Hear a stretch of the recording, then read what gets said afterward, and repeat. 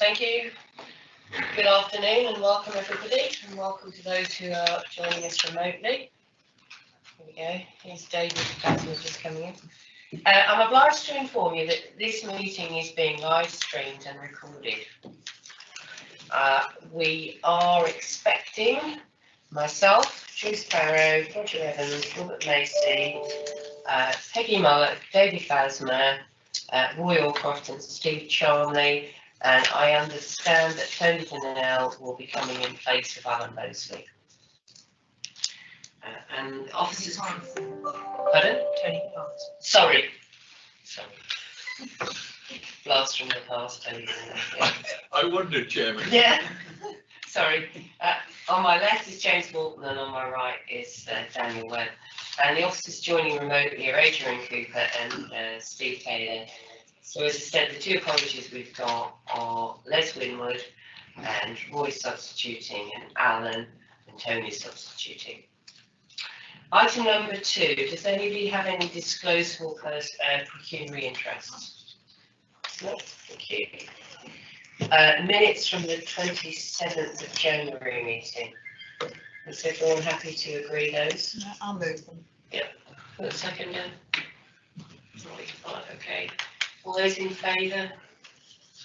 Thank you. Chairman, Yeah. why was the 2nd of March meeting cancelled? I can't find. I may have had a reason for it to be cancelled, but it says postponed on the cancelled agenda, whereas today's meeting is the normal agenda meeting, I think. So I think, Roger, you will find that when we have these meetings, they have to be advertised and all the papers have to be circulated within a certain time frame before the meeting.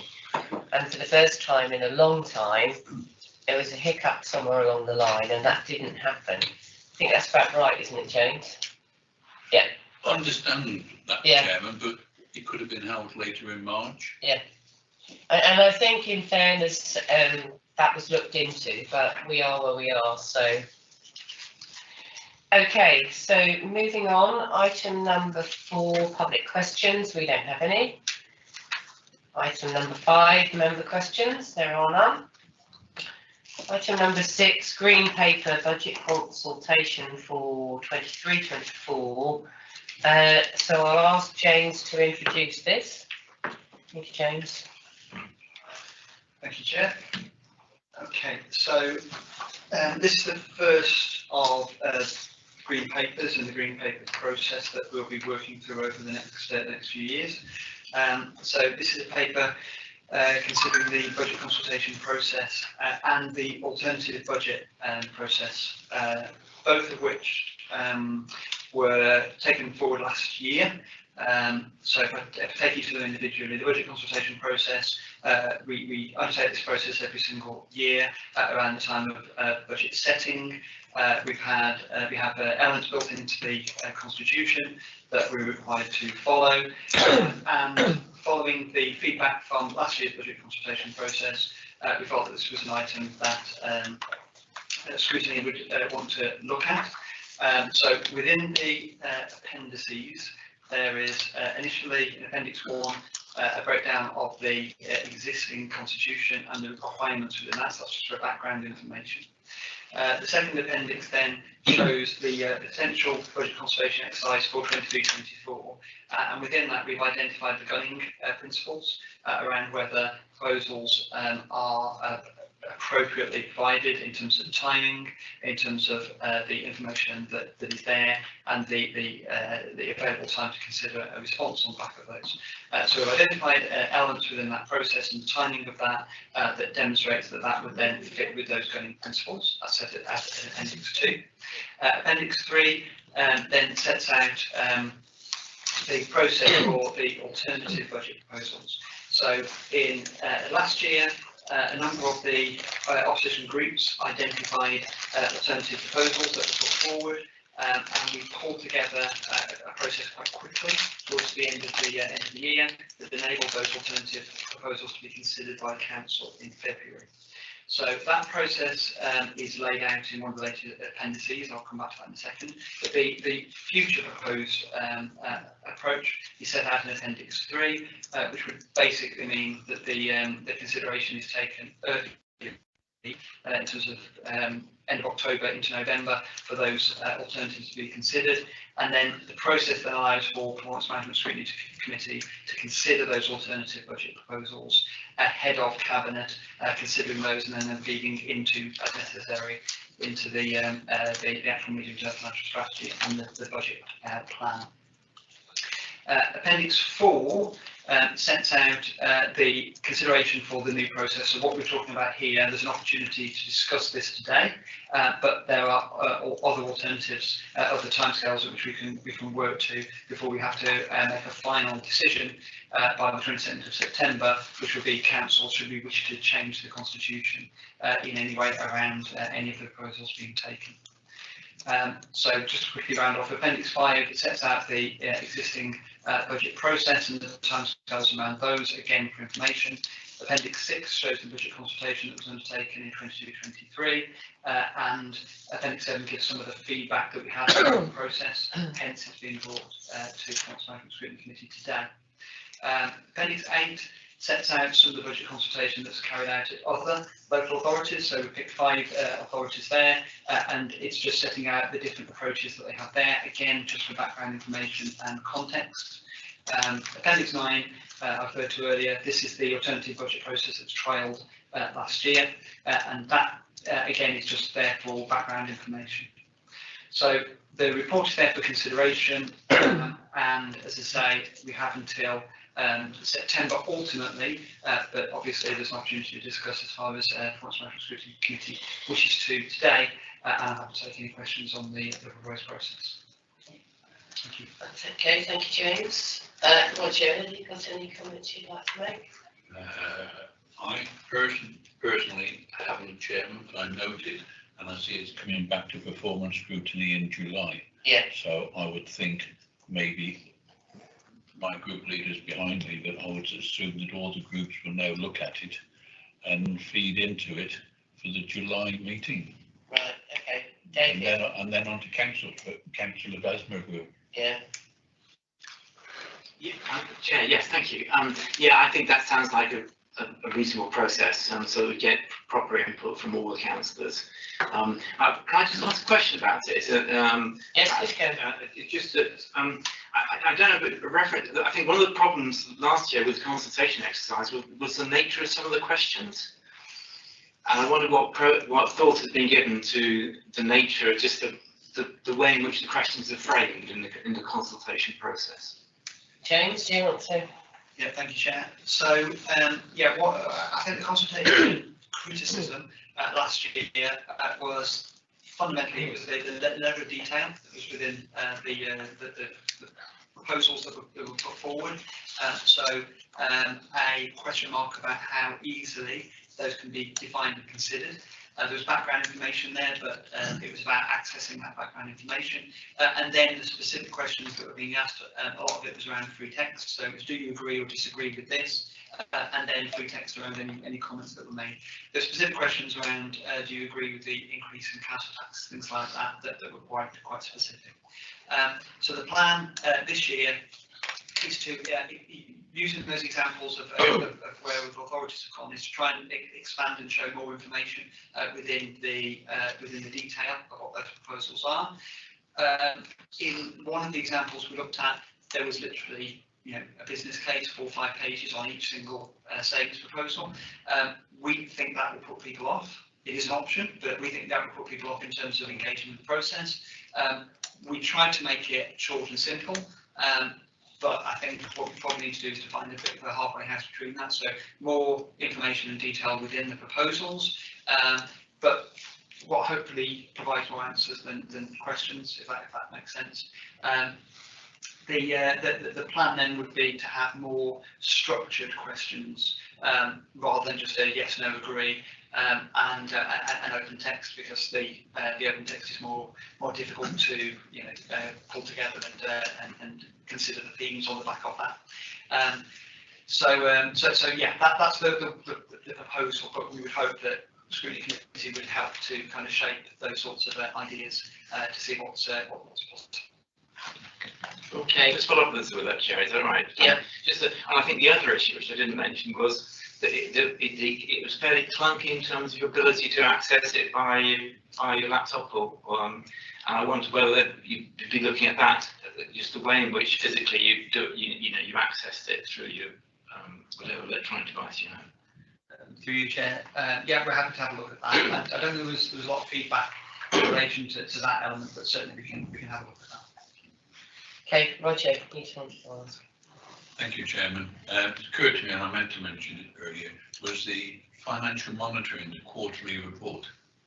To actually do the budget for next year, I would have hoped that the groups who are putting it forward will be able to access the Q3 financial monitoring report in readiness for it, because if one does not know what the estimated position at the year end, financial year end is, it's very, very difficult to see if there is any money or any alterations that are wanted or any additions that are wanted. So we're looking today at Q3 here because of the previous cancellation of the meeting, but it does need to be married in, and there's no reference in this budget consultation about financial reports and when it is estimated that they should be produced by. Councillors need that information to see how the council is doing and what is happening, both revenue and capital. Through you, Chair. Yes, I agree. So there's a couple of things just to pick up in relation to that. One is we're looking at the monitoring reports to be produced for the current financial year. We're aware that the Q1, I think, ended up going at the end of September time, which is nearly 3 months after the end of that quarter. So we're looking to see when is the most appropriate time to take those reports along and what periods can we cover within those. So do we still take a report in September for Q1, but actually it's not Q1, it might be to the end of July or to the end of August. So it provides more up-to-date information.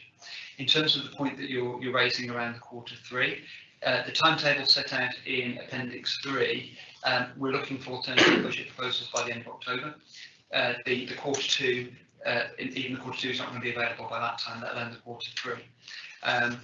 What we have to do in terms of setting the budget for the whole authority, we've actually started that process much earlier this year. We've actually started it now, but normally we'd be starting that process. Well, let's say last year we started that process in July. By that time we haven't even got Q1 information. So while I accept it would be helpful to have that monitoring information available, it physically won't be based on the timescales that we're having to work to. So by the 31st of October, which is when the alternative budget proposals to be put forward is suggested, by that time there will be the Q1 information that will be available. If I can, Chairman, if I can come back. Yeah. It says the 25th of November, group leaders return completed template with proposals. So it's virtually the end of November when the alternative proposals are going to be presented. So that's when the information is wanted. September, April, May, June, July, September finish. There should be an indicative one there. I understand executive directors get monthly reports, updates, it might be in round figures, but I'm sure the cabinet will see something. I would, if I was a member of the cabinet, have an indication how I'm getting on and what I'm going to be putting forward in the council's budget for the following year by then. So 25th of November, I would have thought, is fairly reasonable to have, or a bit before then, the Q3 report, even if it's basic amounts, draft, whatever. So through you, Chair, I hear the thrust of what you're saying. It would actually be Q2 by then. It's obviously Q2. Q2 may well be available by the 25th of November, but I'm not sure whether it would be published by that date. In terms of monthly monitoring, we are actually reviewing that at the moment, potentially moving to just quarterly monitoring. So there may not be monthly monitoring available anyway. anyway. That's in a bid to try and reduce the amount of time taken in monitoring within the monitoring process. But that's helpful feedback. We will look to make sure that some form of information will be available before that date. I mean, submission by the 25th of November, it would be helpful if you got forward to the day before, kind of thing. So, you know, I do think it's tight, and that's why I'm working towards that 5th of October deadline. Okay, thank you very much, James. So what I'm going to propose is that we actually note this report. So it's coming back in September. Is everyone happy with that? Yeah. But noted and welcoming. Yeah. Okay, noted and welcomed. Have you got that, Ashley? Yeah. Well done, thank you.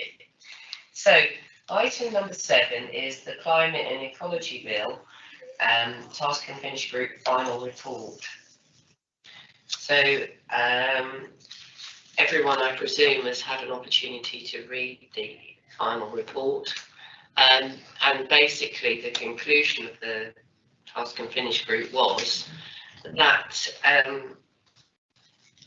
whilst they welcomed the bill, they couldn't support the Citizens Forum, and they'd be quite happy to write back and say if the amendment, if they amended the bill to delete the Citizens Forum, then they would fully support it. That's where we ended up. Joyce. Yeah, I support that, Chair. I think it is a sensible thing to do, and I'd be happy to move now. Okay. We've got Roy. Second. Yep. So yeah, I think Roy was on the group as well, weren't you, Roger? Can the members who were on it be added to the report? I see it isn't there, so I don't know which members were there. Okay, so I can't find any entries in my diary. Was an invitation sent to all members that it was taken? yeah, it was, and I think All right, okay. I think the lady, the councillor from Sutton Coller and Baston Hill was on. Rosemary Dartnell. Rosemary Dartnell, that's right. And who else? Roy was on it. Yep. I was on it. David was on it. I can't think who else was on it, but invitations were sent out to, you know, to the whole of the council. Just to clarify, we followed all the procedures with regards to this. We put a call out to all elected members. As the chair's discretion, she chose the members of the group. The terms of reference were agreed by this committee, held a single meeting as agreed, and this is the final report of that meeting. So I can assure you, Councillor Evans, that all procedures were followed. Yeah. So so I've made a proposition that's been seconded. Is there anybody who wants to say anything else, or?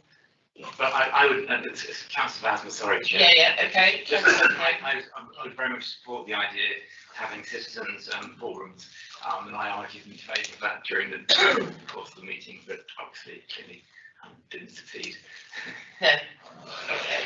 Well, it is what it is. So, okay, so it's being proposed and seconded. All those in favour of the recommendation? Yeah. Any against? No. One. David hasn't voted. Hello, Alan. Julia's gone out. She said you couldn't come, and she was phoning Tony. I don't know if. Oh, well, I'm here. You're here. Yeah, well done. You didn't see Julia outside. No. No. Okay. Fair enough then. Welcome, Alan. Okay. So. Item number 8, road safety around schools task and finish group. Daniel's going to introduce that. I think we had a really good meeting, and it all explained. And I think you've all seen the terms of reference, haven't you? It's certainly been sent out. Thank you, Chair. The issue of road safety is quite a contentious one within the council, with some fairly strong views amongst elected members, and as such it's been very difficult to land upon the terms of reference that was meaningful and sustainable for scrutiny to carry out. One of the members took the initial terms of reference and rewrote them quite dramatically to focus on a single tangible issue that he felt that the committee could work towards, and this was around road safety around schools. And this isn't notwithstanding the council's current policy of implementing 20-mile-an-hour limits around schools and the work undertaken to put that into place, which is ongoing with the local authority, the terms of references that expand that remit to look at active travel and to look at safer schools and the wider support that we can give to primary and secondary schools to encourage walking and cycling and to minimise traffic around schools, which would lead on to obviously safer roads, fewer traffic, more pupils. So this is the terms of reference as it stands at the moment. The committee, the task and finish group are happy with them. So it's for this committee as a parent committee to agree them before we can start work. Yeah, and yeah, I think they're quite robust actually. Roger. Thank you, Chairman. I note the timescale which is listed in it on page 9 and December 19, when the council voted in favour of 20-mile-an-hour limits outside all appropriate schools. There's no reference in it about that in the terms of reference, but I would thought it would be interesting to see, because I was assured, I think we were all assured that all the checks had been carried out outside schools, and schools where 20-mile-an-hour limits were feasible had been identified. Not seen any report on that at all. Considering it was December 19 when council took that decision, that information has not been published, and I would have thought that would have been of useful input to the road safety task group that is there, but there's no reference about information, schools or anything like that as part of the terms of reference. And I can't see it mentioned on the work plan either. There's the references there, but the number of schools, how many schools in Shropshire have been identified as appropriate schools, and why not, and all the criteria to go with that. So I'll let Daniel. I'll let Daniel answer that one. I don't know if there is a list somewhere. No, that's a very fair point actually, and I'll take that back to the task and finish group in terms of whether they want that information and what use it might be to them in the broad context of their work. And I think in fairness, Roger, I don't know who's on the task and finish group. Are you on this task and finish group, David, or not? No. Okay, so I mean, I think the task and finish group terms of reference is good because it takes quite a holistic view of the situation, and I think it's something we haven't done before because it is very involved, and it's not a one-size-fits-all solution. I'm not criticising the Yeah, task and finish okay. group at all. No, I'm so saying we will. could not it be added now? Yeah. When you see it printed in something like that, it focuses the mind. Yeah. Okay. If I point to section 2 where it reads, consider existing interventions in Shropshire, the underlying evidence base and the effectiveness of each, including but not limited to 29-hour speed limits outside schools. I think that covers it. Obviously, the evidence isn't there yet, but this isn't the report. This is just in terms of reference. The work hasn't started. Yeah. But it has in terms of writing this. Yeah. And I think actually, hopefully, we'll achieve something really worthwhile and something a little bit different with this task and finish group. Hopefully, because we're going to have a really good. We've got, we're going to have a really good go at this one, and the pilots will be very interesting. There's no doubt about that. There'll be a fight over the pilots, I'm sure. So is everyone content that we carry on? Roger, are you happy with carry on? Yeah. Okay, thank you. Item number 9, performance monitoring report, Q3. I believe we've got Steve Taylor. Yes, we have, Chair. You have. Are you doing this now? Hello, Steve. You're not on holiday. Nice background picture. Yeah. The nicest town in Shropshire, just to start a bit of the fight. Oh. Right. Okay. So, would you like to give us an introduction, please? Yes, certainly. So this is the Q3 performance report. The performance report comes in 3 parts. So on page 15 of your notes today, you've got the main report, performance report. On page 25, you've got the appendix, which shows you the different measures that have been updated for that period. And the third element is the online performance portal, which hopefully members have accessed. So this report is for Q3, which is up until December of 2021, which was presented to Cabinet on the 16th of February earlier this year, and I think was due to be presented in March to performance scrutiny. The main report on page 17, that includes some additional information, which is the annual benchmarking. So annually, around October, November, children's performance nationally is published. So that provides an update of the 4 measures we track throughout the year in the non-performance report. 4 elements of that: the referral rates for Shropshire are pretty good, lower than average. The re-referral rates are also low.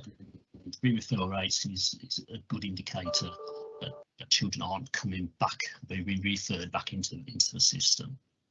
The child protection rates were slightly higher, but in year, we haven't done the Q4 performance. I've just written the Q4 performance report last week, and the good news there that rate has decreased.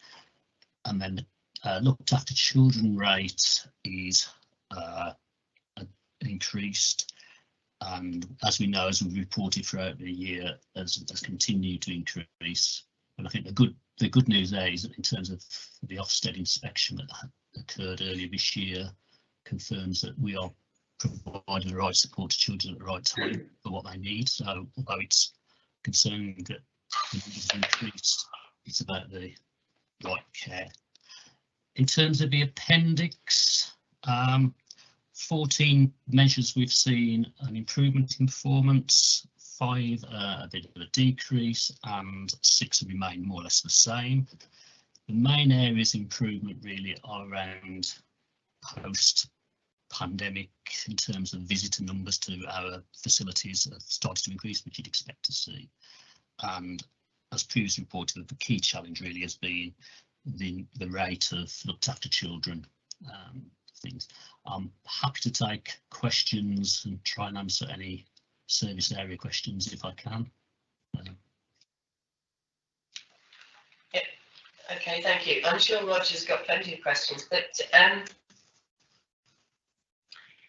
I just want to ask you a question first. You might not necessarily know the answer, but I was listening to a presentation by the police last night, and they were saying that Shropshire's been more affected by county lines than any of its statistical neighbours. They did give me the figures, but it was quite frightening. Have you got those figures, or?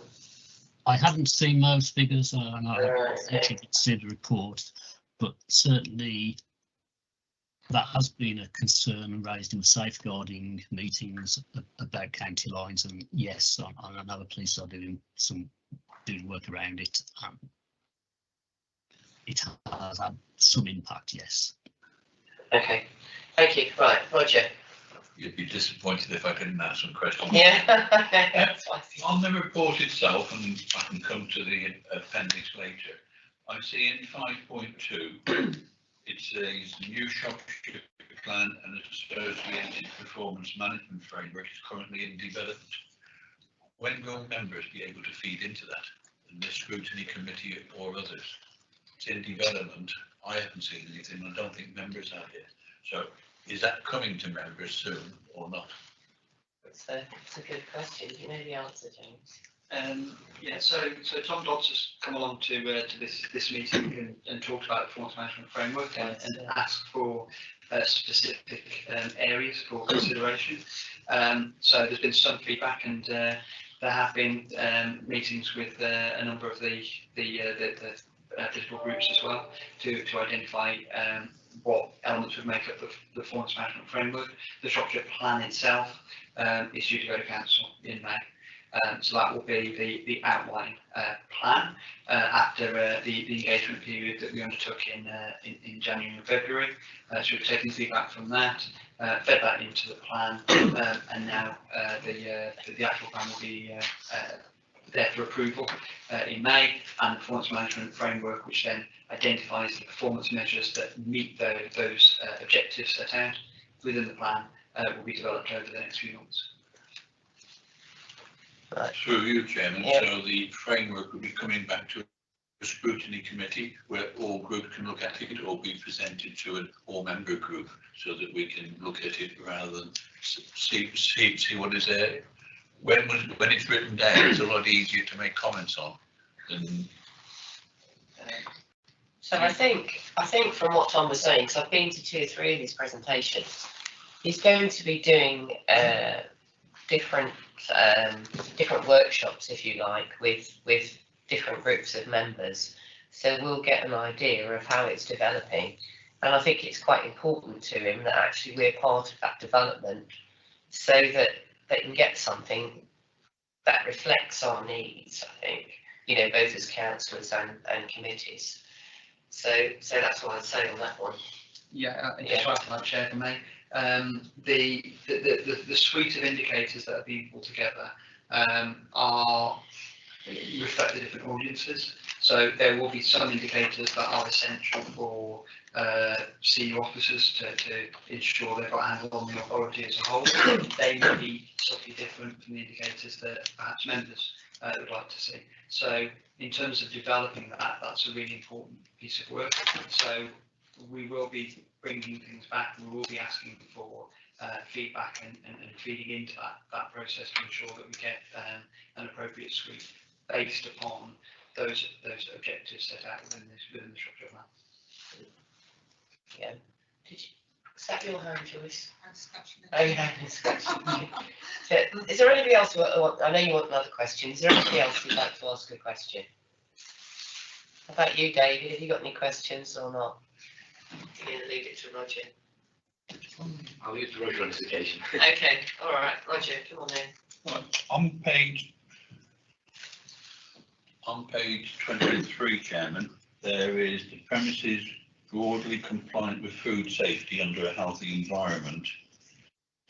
But if I remember rightly, in recent times, we had complaints from the Food Standards Agency that we were not actually making visits to food premises. But when I looked, I couldn't see any number of premises that had been inspected. And I use the word complying, but are we working with the Food Standards Agency and doing the appropriate businesses that we should be doing? Do you want me to go on, Chairman? No, it's all right, because we'll take it one bit at a time. So I'll ask Steve that question. Do you know the answer, Steve? I don't know in terms of the process of the service, in terms of timeliness of it. Certainly, all of the premises that are inspected are open. There's open data sources available. So if you go to the Food Standards website, you'll see all of the premises and their ratings, the data they were inspected. Okay, so what I'm going to suggest is actually we can send this over to Robert Communities, because actually this is the point I've made at several of the meetings with Tom, is that things like that will be of great interest to us and the general public, whereas other things probably seem more important to the council. Things like, you know, where you want to go out to eat is probably higher up on the list of priorities. So are you happy to take that one, Rob? Yeah, and I'll Yeah. put my microphone. Oh, yeah, okay, Yeah, no, that's fine. okay, thank you. Joyce? Yeah, Oh, yes, speaking to hygiene in kitchens, etc. Given the economic climate at the moment and the fact that hotels, cafes, restaurants are struggling to employ people to do the mundane things in the kitchen in the nicest possible way, how do we know that all the people in kitchens are fulfilling what they should be with the hygiene rules and regulations and everything. Well, I suppose that would come out in the inspections, and that's Yeah. perhaps something Rob Yeah, could cover. yeah. Alan, I was looking at page 18 in the looked after children. I'm surprised it was glossed over earlier on. The figures are clearly horrendous, aren't they, year on year, and very much disastrous in terms of our statistical neighbours and also England as a whole. What are we doing about this? Have we called for a full report on the reasons and the contributions to these statistics, or are we just going to accept that we're now at such a high level and beyond the pale in terms of what we could compare ourselves with? so that's a good question, Alan, and I think that was at Peggy's scrutiny, wasn't it? At the People's scrutiny, because it's a question I'm concerned about, which is why I was talking to the police about it, trying to understand what sits underneath these figures. And I don't know if you've got anything you want to add to that, Peggy. Not really. We had everybody in the room, didn't we, when we discussed it? And it's getting no better. We had 7 come in the other day. It's just, I don't know. Well, these figures, Sharon, are really stark, aren't they, when you see it like this? And we must do something. I think as the performance scrutiny, we ought to be demanding from the portfolio holder and the other relevant scrutiny for a full, up-to-date and warts and all report on what is contributing to these disastrous rates. Can I just say, I have shared our concerns with the portfolio holder at Cabinet the other day. And it was one of the performance indicators I asked for. James, you wanted to say something? Well, I just wanted to briefly come in to say, obviously these are the figures as at May 21. They're reported to Cabinet in February, so these have been public for about 3 months now. In relation to those figures, the Ofsted inspection that was undertaken into Children's Services, it did find that the numbers of children that were going in were proportionate.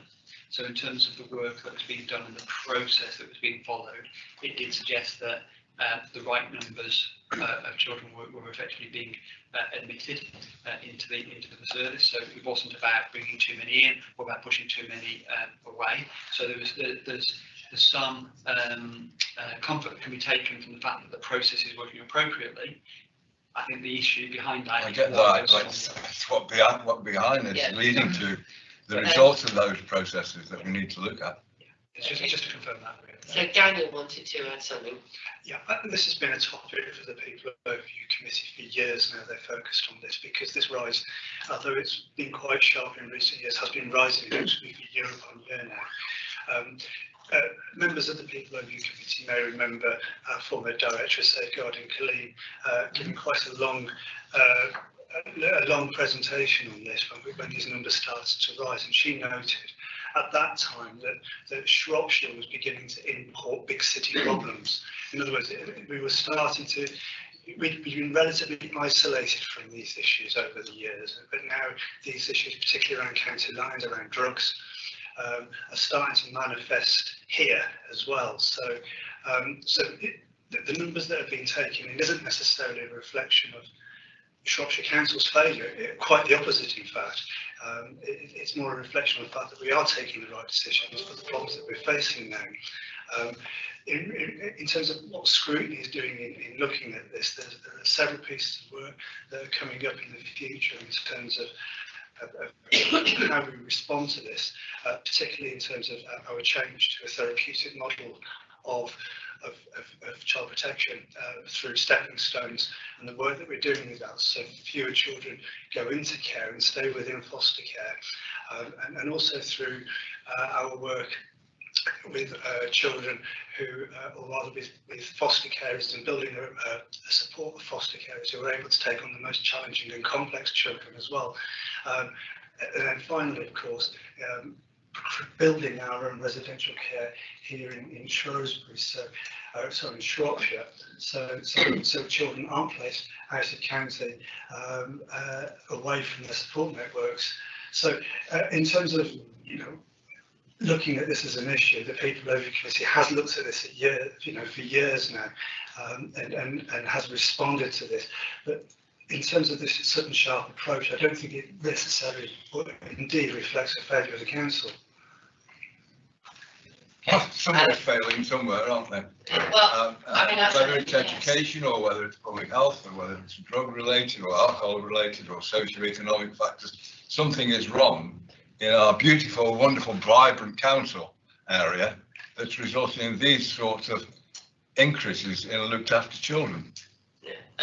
And we need to investigate Yeah, it. We owe it to the residents to explain what is going on within the county. So as James said, Ofsted have been in and given us a good rating. So what we're doing is okay, but I agree with Alan, which is why I asked for the figures to be put on the monitoring reports. We do need to watch this, and we need to understand what sits behind it. And as I said earlier on, don't know if it was before you came in, Alan, I keep asking lots of people lots of questions, and one thing I get back from the police is that the county lines issue is much, much worse, 3 times worse here in Shropshire than in the surrounding areas. So, so that's an area to look at as well. And certainly we need to be asking questions not just of ourselves, but of all the other people that are involved. And clearly the police are involved in that. David?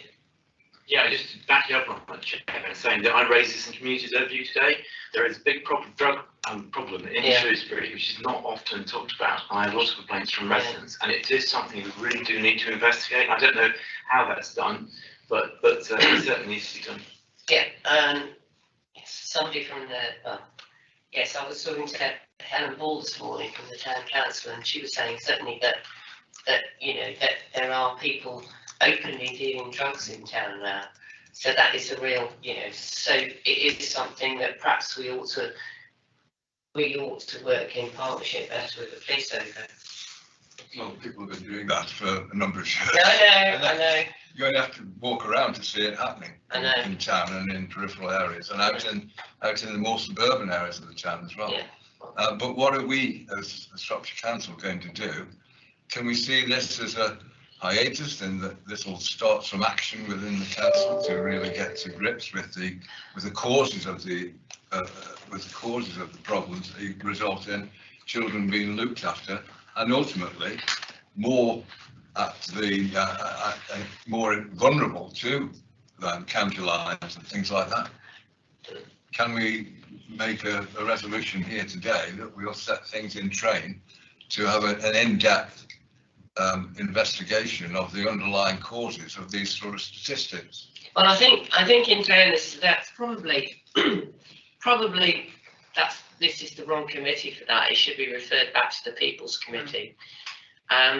But I certainly think that when we take it back, or if you want to take it back to People's Committee, that the police should come along and tell us exactly what is going on. Because obviously a lot of this is related to drugs and county lines, and so I think as far as Ofsted are concerned, we're doing our bit right, but it's the bit that sits behind that where there's a breakdown. So we should absolutely be talking to the police and get the portfolio holders to come along as well and see about the stepping stones. I'm sorry, Claire, but are we doing everything right? Is it some failing in the council in terms of early years support, in terms of what's going on in the schools, that is leading to, as an example, leading to more problems for children? When they've got problems and they're vulnerable, they may be processed correctly and put into care, but are there some underlying factors before they get to that stage of being put into care that we ought to be picking up and we ought to be identifying and dealing with? And so that's a question. Can I just say, yeah, COVID seemed to start this dramatic rise. When people were at home locked in with the children, they just couldn't cope, some of them, and that's how we came to have so many, unfortunately, with the drug situation and alcohol, people can't cope with. It seems to have carried on. Well, Now how we're can coming people- the other way how out can of it. people in statistical neighbours and the rest of England, why haven't their figures risen accordingly? Why have we jumped ahead of them in terms of all the looked after kids? Well, I think this is probably a debate for the People's Committee, but what the police are saying is that actually it's much easier for these drug dealers to hide in rural Shropshire than it is in some of the other places. But I think we need to get them along and they can answer the questions for Happy you. to do But that. this isn't just about drugs, Claire, I'm talking about looked after children Yeah, per se, of which I'm sure that they're much more vulnerable to getting involved in drug activities at some stage than non-looked after children. That's what the evidence shows, isn't it? Well, But that's what stepping stones. I mean, we are the performance committee, we're seeing a very significant decline in our performance in terms of numbers of looked after children. And we ought to be recommending to somebody, portfolio, call the portfolio here or to the relevant scrutiny, that we do have a full and in-depth report of the socio-economic and the other factors that have led to these sort of statistics coming forward. yeah, no, I agree. We can certainly push that back to Peggy's committee. Julia, you want to say something? Yeah, just to support Councillor Mose, I think we should have this research to understand the different factors. But I also agree with Peggy Muller. We've seen the numbers rising. It's not just in Shrewsbury, it's in the county towns as well as in Bridge North. When I do a lot of work with the PRU, what I'm hearing is that the effect of COVID on troubled families is that because of rural isolation and because of lockdown, they were pushed absolutely to the limit. Because separately, this is where Alan and I would both agree, the cuts we've had in services, particularly around short start and early services, it means that by the time young people qualify for support, they are much more acute than they would have been 2, 3, 4, 5 years ago. And often by the time they're reaching services, it's now much more expensive to intervene and deal with them. So the systems we've got are great, but they're not adequate, they're not enough. Even just talking about the PRU, the TNBSS, we don't commission enough places for the children who need it. We have a waiting list of children who have been decided that they've been measured as needing absolute intervention for emotional support outside of school. They're excluded from school and they are waiting for a place on our excellent provision. So the provision might be of excellent quality, but the quantity is not adequate for the scale of the problem that we are facing. And I agree completely with Alan Mosley. Let's find out how much of that is because of COVID, how much of that is because of service cuts, because how much of that could we tackle?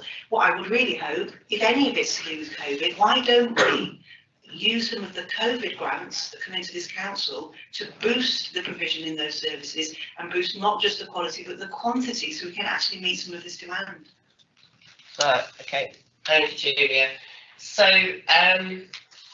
yeah, we will send this back. We'll send this back to Peggy because the issues you raise are, I mean, there are performance issues in there. We can take care of that, but the main body of it will sit within Peggy's committee. So if you're happy, we'll take that back and look at that.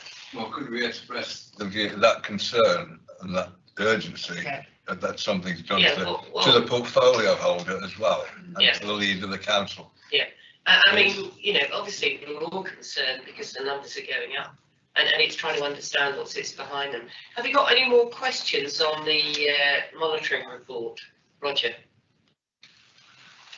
Thank you, Chairman. It seems small after what we've been discussing, but there are some other issues that I would like some information on.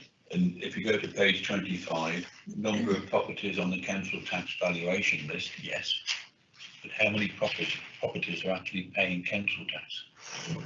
That will be a good indication of the economic activity of Shropshire for it, because a number will be not paying council tax because of income or holiday homes or anything like this. I assume that's a total number of properties, but not the number of paying council tax. And it would be useful to monitor that, because a number of parish councils are saying that the number of houses paying category D council tax in their areas are reduced, and they reduced a lot last year, but they still haven't recovered, which is a reflection on the income of those houses. So it'd be interesting to see that there in comparison with the number of houses. They're increasing in numbers, but I don't know about the income level or Shropshire Council and also the parishes. I think some would be interested there in seeing that. If I can continue, Chairman. Just hold on a second. How do you get less Band D in an area? Because if a house is on benefit, Yeah, they do not pay council tax. but they're still in Band D. No, they're not. They do not appear on the council tax list. Right, okay. As a parish council, you're given the number of properties in your area that are the Band D, and that's the way you raise your council tax. Yeah, the precept, yeah. Big or small, and that number can go down. If go back in history, Shropshire Council had £700,000 of government to pass on to parish councils, but at that time, Shropshire Council, for whatever reason, decided to keep it. James and I have had many arguments about it, so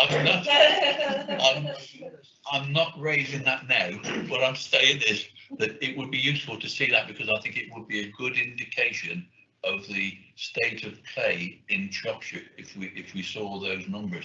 We've got the income levels and the rest there, but it would be interesting to see the number of houses that are actually paying council tax. So that, is that the same, so that's different than the figure when you put percentage collected? So if I may share, there's several elements. Right. So you've got the numbers of properties on the valuation list. That's the bare number of properties. Those are then converted. Obviously, 6 ninths for a Band A and 9 ninths for a Band D and 18 ninths for a Band H, and all of those calculations are done to bring you up to the tax base. But in that calculation, if there is a house that delivers is considered to be collected council tax support, then that would be a 20% of that property then is. So in other words, the tax base is reduced by 20% to 20% to reflect 20% of that payable. Then you have second properties, and you have properties with the premiums that get applied to it. The collection rate is then, which is about 98.5% in Shropshire. The collection rate is then a reflection of the total amount of income collected in a year compared to the total amount of tax levied. The problem there, of course, is that if you collect a lot of income from the previous years, that still counts in this year's income. So you in theory, you could actually collect 5 or 10 years worth of income from previous years, and that makes it look like your collection rate is much higher, whereas your actual collection in this year may actually be much lower, if that makes sense. So I hear the point that Councillor Evans is raising, and there's lots of data and information that's available. Whether we can get a cut of that information that describes what you're asking for, we'll have to go away and just have a look at.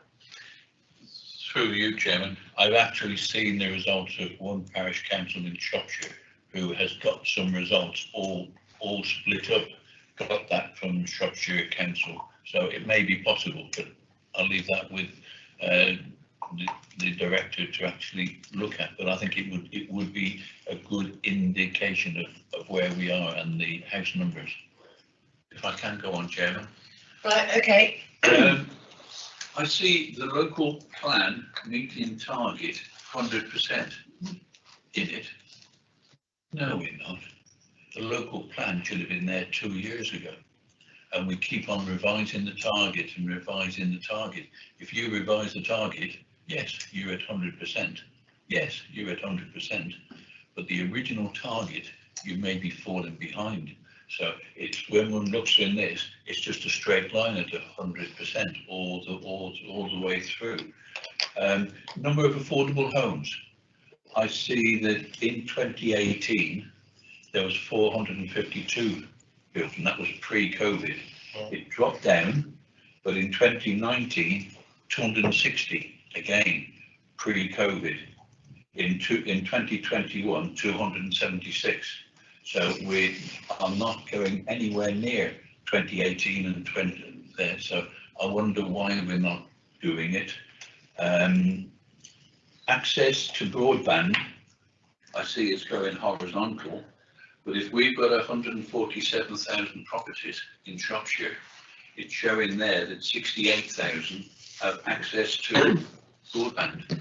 So that means that less than 50% of the homes in Shropshire have access to it. If one looks at that, we're doing horizontal direction of travel. Less than 50% of the houses, if one interprets 147,000 and the 68,000,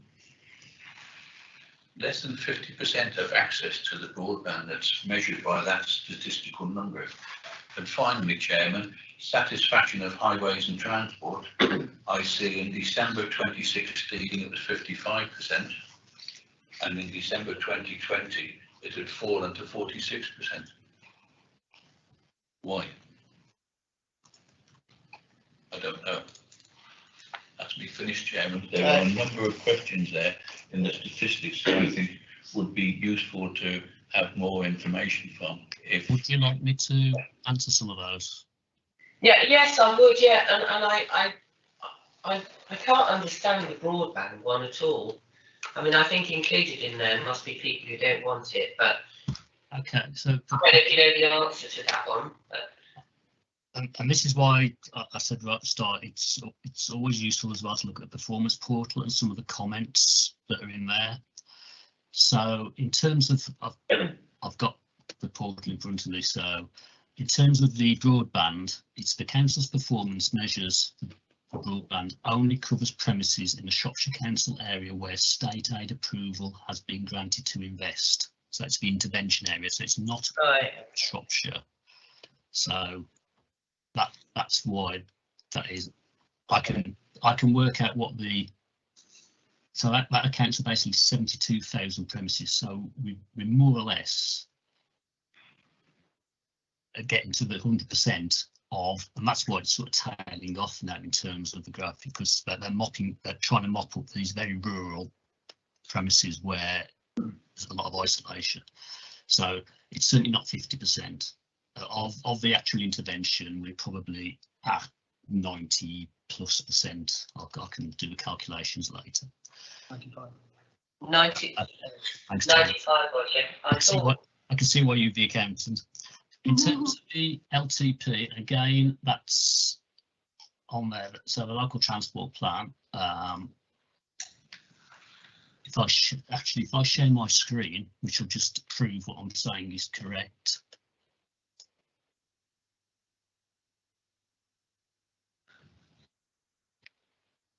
You'll see that for a long time we reported it as red, way behind, and in the commentary we actually explain why we put it at on track.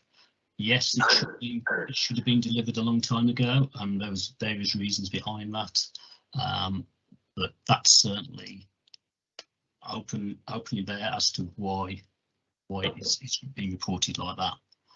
I think there's a question about affordable homes, and this does fluctuate, and another part of my world is looking at planning applications that are coming in for when we do school forecasts, and there certainly seems to be a lot more coming forward on affordable homes. So I'll be interested. I don't know what the full year figures will be, but I see more in the pipeline than before. So we'll have to wait and see what the statistics come out.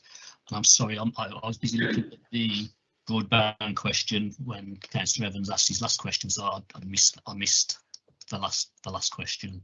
What was the last bit? The last bit, I think, Chairman, was the customer satisfaction, and that was satisfaction to highways and transport. Yeah. It had fallen from December 2016 from 55%, and December 2020 it had fallen to 46%, which is the latest information I could see on the graph. Yeah, so this is part of the National Highways Transport Survey, which takes place every year, and I think, as everybody's aware, there's been issues with road conditions, and there's a lot of work being going on to improve road surfaces, and I think that's probably a true reflection of the condition of the roads, resulting in the satisfaction. Again, it may take a year or two. We need to see what that road improvement plan equates to in terms of customer satisfaction. Possibly not this year's survey, which is be coming out soon, but the next survey which will take place during this summer. We hopefully will see an improvement then, I hope. Okay. Julia, don't forget we've got 2 more big It's just a quick question, nuts and bolts question. All right. So in the report, we're looking at performance from Q3 21-22, but when we invited to go on the portal to get more details, most of the data from there goes back to 2020, December 20. A few annual things go to September or December 21. So shouldn't the live data be more updated than the quarterly one that we're looking at? If we're looking for more detail behind the headline, the details 18 months out of date. Where can we find the details? So I think I'll let Steve answer in a minute. But my take on that is so we're doing some quite important work with Tom Dodds. I think you've been to presentations, haven't you? And I agree with you. I think what would be really helpful for councillors if they can actually go on to the members portal and actually look at some of the information live.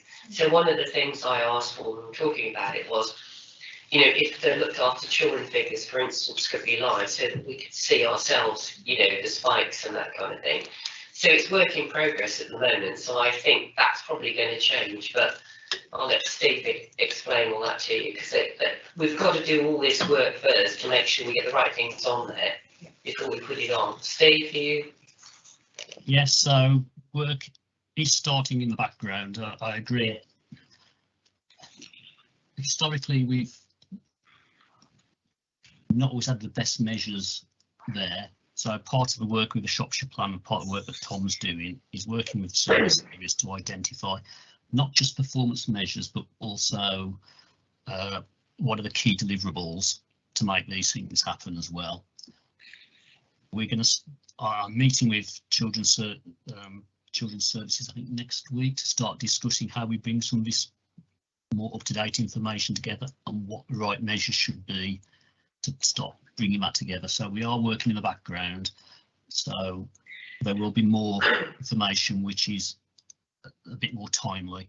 Some things we're constrained with. The benchmarking will never go away in terms of annual benchmarking with national data, because we have to do the statutory returns. So we're doing the statutory returns at the moment for the end of March this year, which will get submitted to various government departments.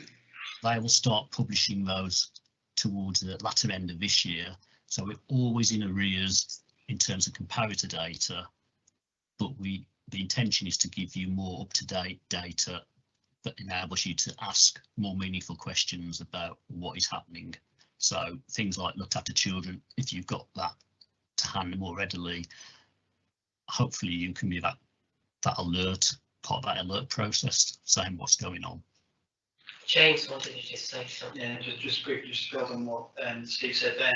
I think there's a number of indicators in here that are those annual indicators, and so therefore you only ever get those on annual basis. And the problem with that, of course, is that we can come up with other ways of measuring, or we can measure them more regularly ourselves for internal purposes, but you're not going to then have the comparators because they're still only going to come through 1 year in arrears.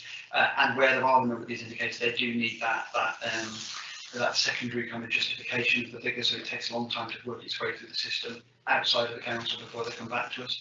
So that's the point I think that Steve's trying to make within that. We're working with the services to try and identify those things that really will demonstrate that the outputs are being delivered, that will deliver the outcomes within the Shropshire Plan. If we get those right, then we can actually see the progress happening, and then you'd have that kind of ratified by the annual data as that comes through later on. That's the plan, but it's hard work trying to get to that level. But certainly, Chair, absolutely as you said, we will be looking for live data that members can be going into and looking at on a regular basis, rather than trying to present these things on a kind of fixed basis on every quarter or whatever. Yeah, and that's why it's really important we attend the workshops, because what's important to us is probably different than what's important to the officers. So that, and our residents. Okay, so I'm just going to note the performance report. Everyone's happy with that. Item number, sorry. There was an earlier recommendation, obviously, to refer the. Oh, yes, sorry, we can, we will refer Yeah, that I've just to, noted that, obviously, because you've made a recommendation, noticed in the minutes, so. yeah. good action. So we have made a recommendation that the increase in looked after children should be passed back to the People's Scrutiny Committee. And we'll note the rest of the report. I think everyone's happy with that. Item number 10, the capital and financial strategy, 22-23 to 26-27. James. Thank you, Chair. So this is the paper that went to for council in February. It's an evolving paper. This year we've included finance in terms of revenue. We've built the capital strategy into that as well. Given the decisions taken at council around the council tax levels, we also incorporated that within the report. We also realised, though, that fees and charges was an important factor within setting the budget. So next year there'll be 4 parts of this report, including fees and charges, and we'll probably put something in thereafter, and it'll keep on evolving and get bigger and bigger, unfortunately, as time goes on. The strategy itself, as I say, is broken down into those main areas. So you have the medium-term financial plan that sets out the plan for 22-23, the current year that we're now in, and forward for future years. It sets out where the funding comes from. It sets out our expected expenditure and the proposals in terms of the savings that have been put forward and undertaken, and the grant funding, one-off government funding, and other elements of resources that set the budget. It also sets out the funding gap over the next 4 financial years going forward, and identifies all elements of that for consideration. The capital strategy, which is the second appendix, then sets out a revised capital plan. So this is we've discussed this at Management Scrutiny Committee a number of times now. The capital strategy sets out that plan for the future. What it doesn't do is set the actual items that fall into the capital programme. Those fall into the capital programme element of the report, not the capital strategy element. The budget book is set out at Appendix 3, which gives the detail of the gross and the revenue budget and is there for information. Appendix 4 was the council tax resolution, so that was setting the council tax over the year, and then every year council signs off the pay and reward policy statement for each coming financial year. So that is set out at Appendix 5. So as I say, this was approved by council in February. I think it's the first opportunity for scrutiny to consider that final report. Happy to take any questions as necessary. Okay, thank you very much, James. Have we got any questions? Always look to Roger first. He's always got a bag full of questions. If I can, Chairman, disappointed the task and finish group didn't get a chance to look at it. It does make it interesting reading. I see capital project prioritisation and priority schemes on it. It originally came out to £405 million we were going to invest in capital. Can understand why, but it got pulled back because of the future revenue consequences for it.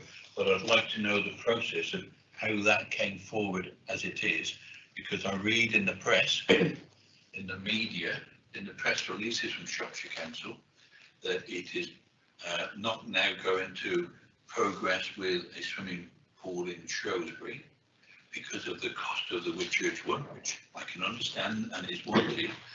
But in this page 184 that we've got here, there's a prioritisation comes there. How was that arrived at? Did we look at future revenue that would be generated by investment now while the interest rates are low, because they seem to be going up, so that if we want to do something in 2 or 3 years' time, it may be that the interest rates will be higher if we want to borrow then. And I know some organisations are taking loans out now to invest so they can get more of a return in later years. I'm not saying that we should, but I'd just like to know how the table on 184 has actually been arrived at to do it. What is the process that the council is going through now, looking at its future capital programme? According to the media press releases, it is being revised. What does that mean? Thank you, Chairman. So through you, Chair. So the prioritisation that's shown in on page 184 of Appendix 2 was the result of a piece of work undertaken over the summer. So this started with that long list of schemes across each directorate, across each area of the council, to set out in a fully costed way what we thought were all of the proposals or what the potential programme could look like over the next 5 years.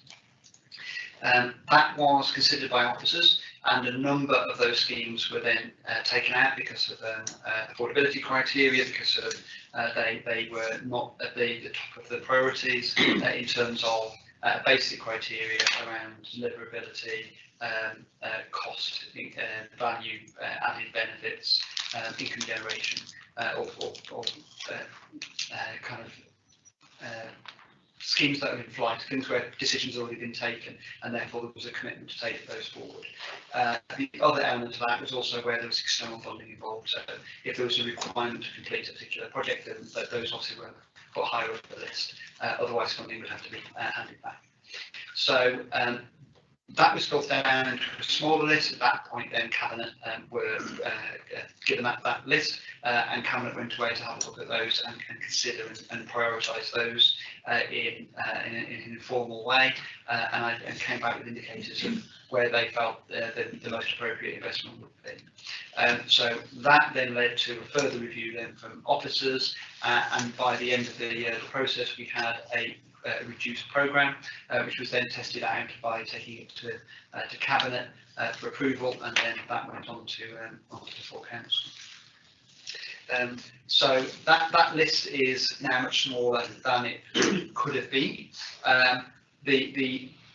The element around the size of that £400 million list, though, it's always good to have a pipeline and a future view of where you may want to go. So some of these schemes are not necessarily dead in the water. They could be looked at and revisited at a future time. Clearly, the financial impact, and by that I mean the revenue impact of the proposed actual final programme was taken into account, because we had to balance the affordability of the programme against the available resources. So that did have an impact on it. There is an assumption that they will be borrowing over the next 4 years to fund elements of the programme, but the priority would be to try and bring in external funding one way or another to try and reduce and offset that borrowing. As it stands at the moment, we take advice from our Treasury advisors. We have overly healthy bank balance at the moment, so technically that suggests that we are over borrowed. What that means is that had we the opportunity, and unfortunately the rules have been changed, so no local authority in the country could take this opportunity, but had we the opportunity, we'd actually be repaying loans now to reduce our cash balances rather than taking out more loans. I accept that interest rates are low at the moment and they are increasing. What that means is that if we borrowed now, we'd be borrowing in advance of need, which we can't do. But even if we were, we found ways of achieving that, we would then be paying interest on loans that we wouldn't need because we have the cash balances available in our accounts at the moment. So the reality is we would expect those cash balances to reduce over the next few years, and at some point in the future there will be a need to borrow. But what you've also got to factor in, because that's mixing up capital with treasury management, what you've also got to factor in is that as each year goes by, more and more loans that we currently have are maturing, and each of those loans, we've got some loans that are over 5, 6, 7%. So as they mature, if they were even just replaced at a loan significantly higher than what's available today, it would still be significantly lower than the level that we're currently paying out. We'd like to refinance, but as I say, they've also changed and no authority in the country is able to do that. So we wouldn't be borrowing given our cash balances, and we have prioritised the schemes to enable us to keep our costs down as far as possible. Right, Julia, I'll let Julia go first this time, won't you? I'm reassured to hear words go around concern around revenue impact, affordability, and criteria such as the cost of value, the cost of value.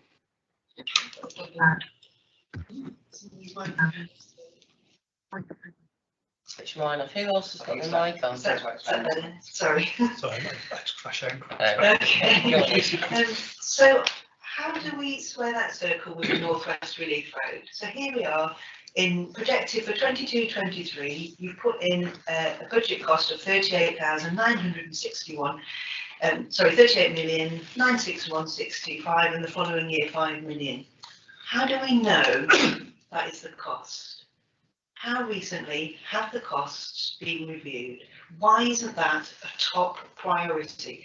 If we are concerned about revenue impact, affordability, cost and value, they are the key criteria in determining which projects we do and which projects we don't. We need to understand what is the current up-to-date cost of that project. We heard at the Cabinet meeting that the reason that Whitchurch Removal went ahead, but Shrewsbury's did not, is because the revised costs that have come in within the space of 18 months have made one of them not possible. I really want to understand where that number has come from and when it will be revised. So if I can add to that, Chairman, as I saying, I could add to it as well, that I see the North West Relief Road is being funded from capital receipts. Why isn't some of that capital receipts being invested to increase income in coming years and not in the North West Relief Road? It says there's no revenue consequences, but that capital receipt could be used in many other places instead of the North West Relief Road. I'll let James answer the question, but my understanding of it all is that the government are funding about 90% of it. Before we overspend. But anyway. Yeah, so just to clarify and just put the context for that question. So the North West Relief Road is costed out at over £70 million, and about 54 million of that funded by government. The balance will be funded by Shropshire Council. So the point the council is making is that at the moment we have about £20 million earmarked within capital receipts, which would be used to fund our element of the North West Relief Road. So on that basis, there would be no revenue implication. It's funded from government funding and capital receipts. However, that costing was from several years ago, and is very likely, even I can accept that, it's very likely to have increasing costs over that period. So the question that's then being raised is, if those costs are increased, where will that additional cost come from? If it falls on the council and falls on borrowing, then there is a revenue implication that's not yet factored in. So all of that is absolutely correct in relation to that understanding of the picture. In terms of the costing, costing is being produced for the North West Relief Road. That is being worked on at the moment, and that is subject to triple consideration by different organisations to make sure that we have a good final costing. Until that figure has been produced, we're not able to comment on what that will be. And we all know it's going to be higher, of course it's going to be higher, but that's based on a like-for-like basis. The question is what can then happen to that scheme, what has happened, what changes and alterations have been made to that scheme that potentially could bring that increase down, and I don't know how far that can go down, but that will be a piece of work that needs to be undertaken. So if we assume that the cost will be higher, there's then the question of how that would be funded. So there's two parts to this. One is that because there has been increases in costs, there's also been increases in things like land values. So the capital receipts are due to be generated from pieces of land which are opened up by the Oxon Link Road and the North West Relief Road element of that piece of work, that programme, I should say. So the costings, the assumptions around the values of those lands have not been updated either. So if those are updated at the same time as the costs, then that may help reduce that gap. The second part, in terms of any gap that remains then, is whether the decision is to borrow more or to reconsider, reprioritise the capital programme, because there are assumptions around existing borrowing. So, for example, it would be possible to delay or push back or cancel altogether other projects, which would then free up the funding to pay for the North West Relief Road. That is a decision that's yet to be taken. Needs to be a consideration around value for money, clearly, and we're not at that position at the moment. So I'm not setting any hairs running in terms of where that may go. I'm just setting out the process by which we would answer the question that was asked by the council. Can I just Can I just come up with a couple of follow-ups? hold on, let me just get this, because I think it's quite important. You can't really get a price for a project if you've got planning permission. Because if there are conditions imposed by the planning application, then obviously those would have to be added to the cost. Well, I don't know who asked us it then. Anybody else who puts in a planning application knows the cost of their bill before they apply for planning application, don't they? No, because you don't know what conditions are going to be placed on you. I think that's, you know, you have a budget. We wouldn't have external funding if we haven't got a cost.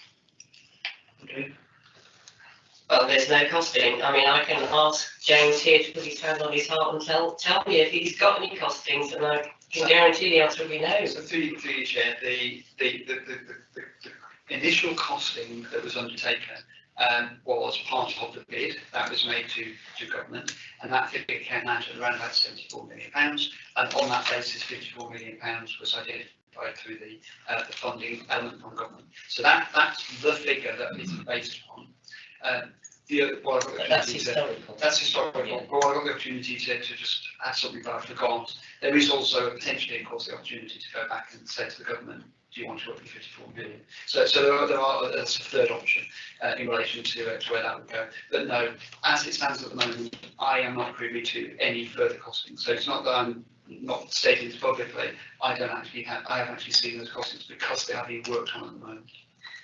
So just a few follow-ups. So can you tell us what is the cost of having all these valuations, including the land sales? Secondly, will this new costing come back either to the committee or to full council? And thirdly, the original costing was 74 million, of which this council originally committed 20, and the government 54. I think we can all agree that's not a 90% grant from government. Okay. Could you confirm to me, James, you and I both know that so far this council has already spent 19.8 million on consultants. Is that the same 20 million, or is that another 20 million? So is that 19.8 that was already committed, as you know, in the year for consultancies and cannot be undone, already the work's done, is that within the 74, or is that in addition? So, through Chair, all of the expenditure that's been undertaken to date is within the existing budget. That falls within that budget. That has to happen because it would be unlawful for us to undertake that expenditure if it wasn't within a budget that had been approved by council. So the budget that sits within council is being spent, and consultancy costs, etc., all of which are in the part of, you know, the construction is quite a small element in the sense of the actual delivery of that plan. And again, as has been previously discussed, we're spending the government grant in the first instance because the capital receipts would be generated by the building of the road. So therefore that will flow later. That was your third point. The cost of all these evaluations. Yes, sorry. So we've had money in from other places though to do the work we're doing now. So because that's why I got confused about the percentage, because so of that 20 million, we've had money in from various sources, haven't we? So yes, Chair, the expenditure that we have incurred today has all been funded from the government grant. Yeah. So the government grant has come in, so effectively it's 100% of what's been spent so far. The issue that the councillor is referring to is, and this was the debate that was had around Cabinet, if we cancelled the North West Relief Road, then obviously that grant would no longer be legitimate to fund the expenditure that's been incurred so far. So you would end up using the majority of the capital receipts to fund abortive costs from that. So it's a positive strategy as long as we deliver the road, because you're charging the costs against external funds in the first instance. and providing the time for the council to generate the capital receipts for our element of match funding, which is always a requirement on government funding. That match funding element would come later on. But yeah, that's the approach that we've got at the moment. We're not spending our own money in the first instance. In relation to valuations, which I think is the first question you asked, we will be getting valuations as part of that process, so that we will again understand the element, the net cost to the authorities as part of that. As I said earlier, we would hope that those valuations have increased, so that if the cost of the scheme has increased, that would help to net that off. I promise it's my last question now.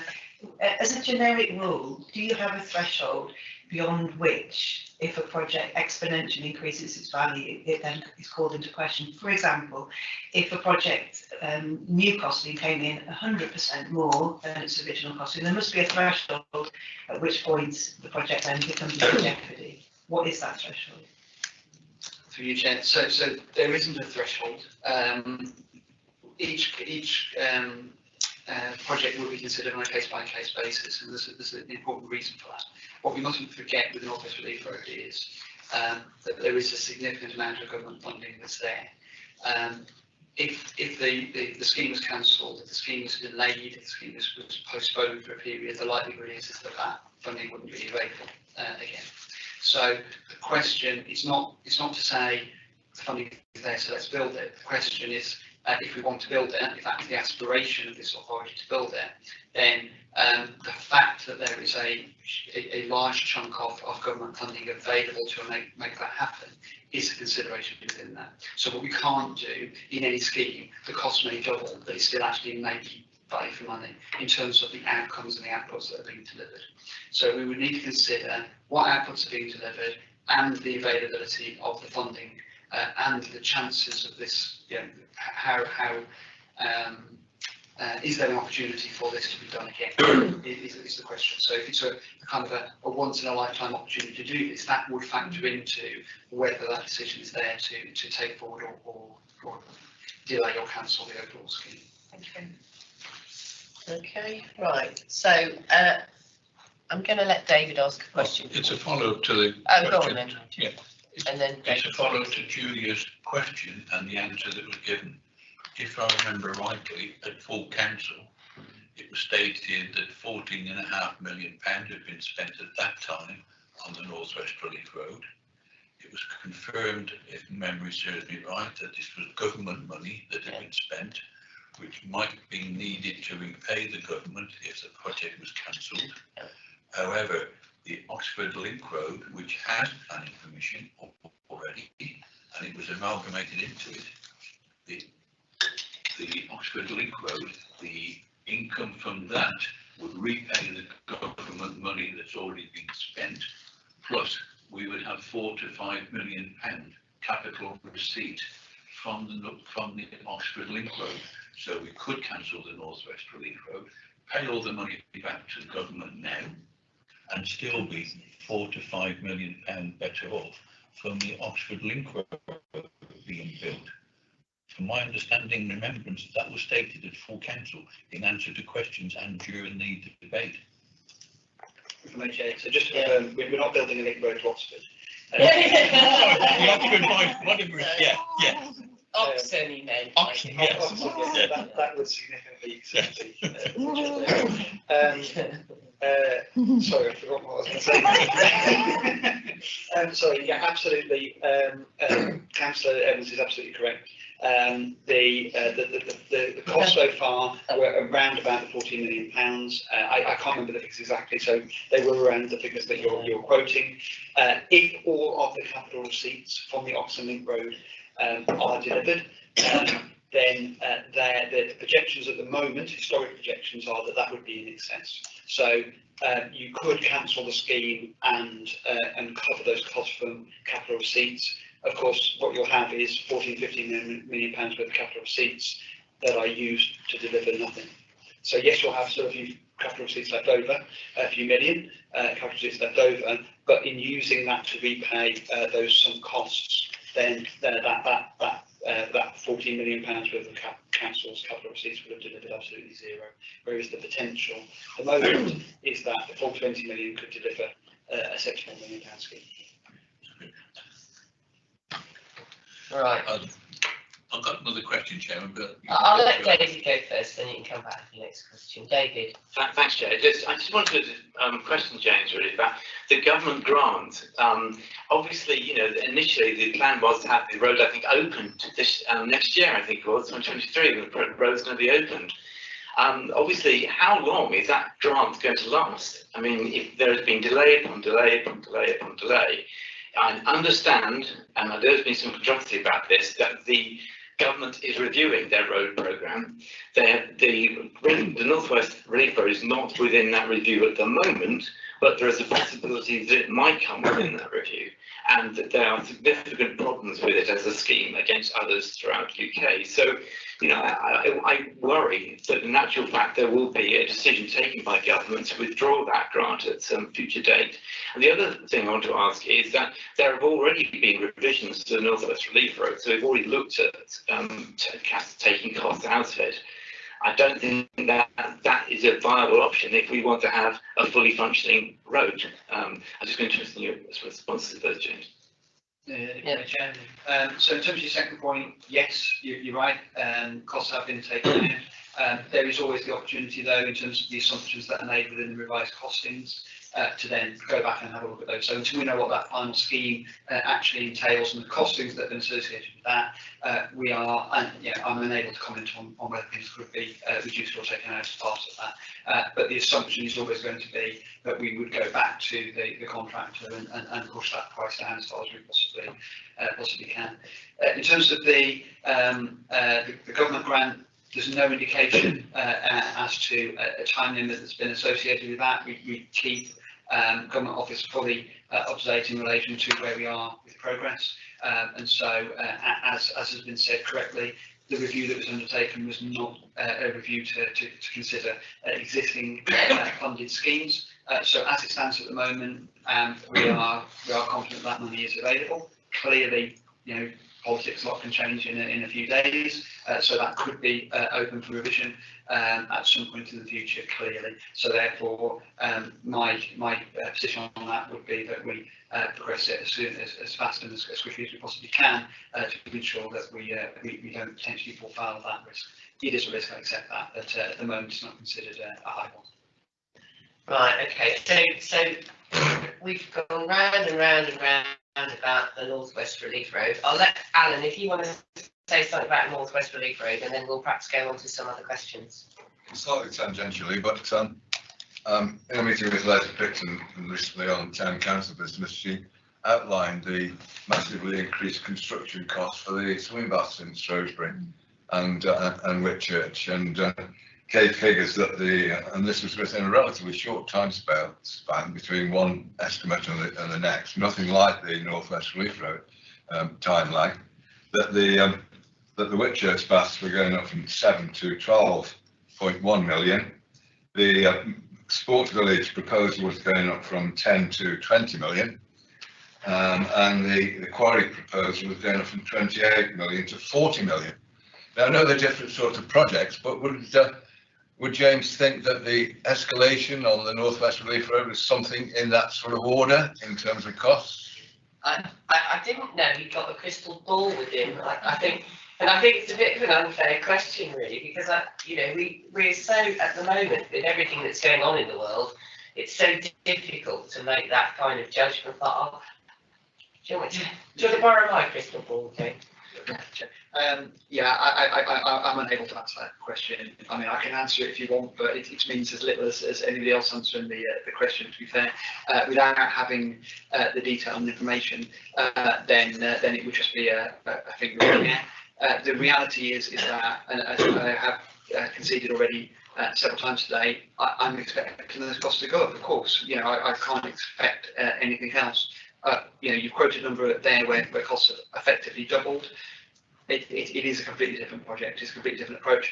Plus, don't forget that with a number of those schemes that we talked about, this is going to be fully funded by the council.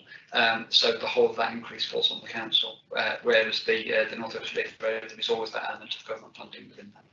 And I think part of the issue, Alan, is people, when you go to people to ask them to quote you for work, they are so concerned about how materials are going up. They're very reluctant.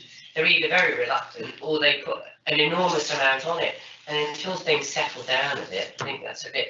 So I think we've pretty much done the North West Relief Rate now. Just for clarity, it isn't different though, is it, James? Because the full cost of any increase to the North West Relief Road will fall to this council. The full cost of an increase beyond the 74 million, any overspend. If I may share, no, that wasn't the point I was making. The point I was making was if the whole of the cost has got to be funded by the council, then you're viewing that scheme differently. And if the cost doubles, then the whole of that falls on the council. I accept that the increase would fall in relation to North West Relief Road, but the point is it's a different question. And also, the government could give us more money, but I think we've done this one. Well, if the increase is 20 million on the whole scheme, then the whole of that increase falls on the Stockton Council. Not necessarily if we get an increased grant. Oh, from the government. that's and this is what ludicrously we're guessing. Yeah, we're guessing. Well, right, Roger, have you got any more questions on something that isn't the North West Relief Rate? A little bit, Chairman, yes, in that the road per se government are cutting back, and there's a number of schemes which are being cancelled by government anyway. But the question I was going to ask was to come back to the original one, and that is the capital programme is being revisited, revised, rewritten, whatever words you want to put. But I see there's £102 million here in the capital programme that council by a majority agreed, of which £25 million is to be spent this year. And that is borrowed capital. It says borrowing, and that's how much we are predicted to borrow at present, £25 million this year with all the revenue consequences for it. Any comments? When will we be told, and I'll use the word told, what is happening? The media are already reporting that £100 million is being cut from the council's capital programme. They must be briefed from somewhere. They do not print fantasies. They get all sorts of briefings that we don't. I don't. So I'm not sure where we are, but if one looks at that page, 184, there's a lot of schemes there. But what is the council going to reject, revise, or do? I see the swimming baths in Shrewsbury, the swimming baths in Whitchurch is there for £18 million. That's £4 million, maybe saving. But how is the rest going to fall out and be looked at? And when will council be told? When will members be told? Through you, Chair. I'm not going to comment on the stories that are printed and their factual basis or not, but what I can say is that I have not had any conversations with anybody about taking £100 million out of the capital programme. There's no financial figure been identified around what that could be. So if that's being quoted, that's nothing to do with me, and I'm the one who will author the report that will go to council for approval in the future. There will be a prioritisation programme that will look at the capital programme. It needs to, because I just had a conversation about the way that costs are increasing. So that in itself suggests that there needs to be a reprioritisation, because the figures that we've built in into the revenue account and the phasing of that already has been changed over a period of months. And is likely to continue to evolve over a period of time. So it needs to be a little bit more agile going forward. The figures that are built in terms of the capital strategy are not in the capital programme, so they're just assumptions. They are starting points before a full business case is produced to pull those figures together. A number of those business cases start with an evaluation which looks at the financial envelope. That's where you get the headlines from. That's where you see costs doubling around particular schemes, and that's at the point where they are then reviewed, because that's the decision point. The page 184 is literally trying to set out our approach and set out a basis on which we can base our treasury management programme. So what sorts of levels do we think we need to undertake? So as an example, there was an assumption within 21-22 that we would be borrowing. We haven't had to borrow a penny in 21-22 because the way in which the schemes have progressed have not required that. So it's purely indicative, it's purely to give us an idea and allow us to speak to our treasury advisors as to what would be the best way of financing this, which is the best value for money for the local authority. The process by which the individual schemes are put forward, outline business case through to a full business case will be produced. Those figures, because they're not in the capital programme and exceed £1 million in the majority of cases, as you can see on page 104, each one of those therefore would need to come back to full council for approval. It will either come forward as individual schemes, or they would come forward as part of a revised capital programme, which allows full council to comment and agree on that overall figure. But none of these at the moment are built into the capital programme because they haven't yet had that full business case produced, and that full business case production starts with an evaluation of the finances. These are only estimates at this point in time. You like Roger? Yeah. Through you, Chairman, I hear what you said. I look forward to hearing the business case for every one of those schemes that are listed there, to do it and see how it meets the estimate and how much is going to be cost more, because there are a number of schemes which are coming through in the next few months, and it will be indicative, to use that banned word, indicative on the cost of the North West Relief Fund. Okay, thank you, Roger. Right, I think we're going to, if everyone's happy, we'll note item number 10 and we'll move on to item number 11, the financial monitoring, 21-22 quarter 3. Is that all right, James? Yes, thank you, Chair. Yeah. Everyone's getting even more fed up with my voice than they normally are, but I'll give this one a quick introduction. Yeah, okay. So this is the financial monitoring report for quarter 3. We produced the reports for quarter 1, quarter 2 and quarter 3 each year. This was taken through to Cabinet in February, I believe, and it covers the period up to December, the end of December 2021. It shows the projection through to the end of the financial year. At the start of the year, given the uncertainty around the budget, given the overhang from COVID, given the levels of grants that have been provided and the concern over the level of costs that could be incurred, we produced what we call a control corridor. That control corridor was between 2.6 and 9.7 million. So effectively, we said that by the end of the year, we believe we will be overspent, and we believe that overspend will be somewhere between 2.6 and 9.7 million pounds.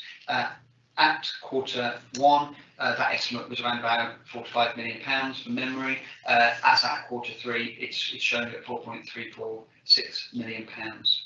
So that falls within that control corridor, and as is usual within these reports, there is a breakdown then of where those unders and overspends sit within the individual directorates. So on page 305 of the pack, page 3 of the report, there is that summary position in terms of where those under and overspends are, and as you can see, basically that 4.3 million pound overspend is being driven by the People's Directorate, and the appendix further on in the report shows a further breakdown of that, which demonstrates that the majority of that overspend is within the children's social care element, which is backed up and aligned with the discussion that we had earlier around the performance information within the children's part of the People Directorate. The information is shown there. I'll preempt the question that's probably going to come from Councillor Evans in terms of whether we have the outturn and what does that look like, and do I know something that I'm not going to tell anybody. At the moment, we're working on the outturn position, so I literally don't have that final position. Historically, as things come out right at the end of the year and assumptions that have been made right up to the last moment, as they work out, they can cause swings of a few £100,000 either way. If they all go one way, then you can find a bigger overspend or a bigger underspend. Often they tend to balance each other out, and we end up close to where we started. But at the moment, the latest estimate that I have is a £4.3 million overspend by the end of the year. That outturn report will come through in June. I leave it there, Chair. I would take any questions. Thank you. Right, has anybody else got any questions apart from Roger? No, okay, Roger, go on then. Two things, Chairman. I see Appendix 9, 10 and 11, which says revised capital programme, and for 2021 and then forward. Can't understand what the word is to be allocated from ring-fenced receipts on page 339 in our one, which is Appendix 11. What does that mean, to be allocated from ring-fenced receipts? Is that something that we've got projected will be coming in or not? I'm not sure. I do have some more questions and other questions afterwards, Chair. Okay, through you, Chair. So page 339, just capital receipts position. So we have an allocation at the top, which is what's built into the capital programme for each of those financial years.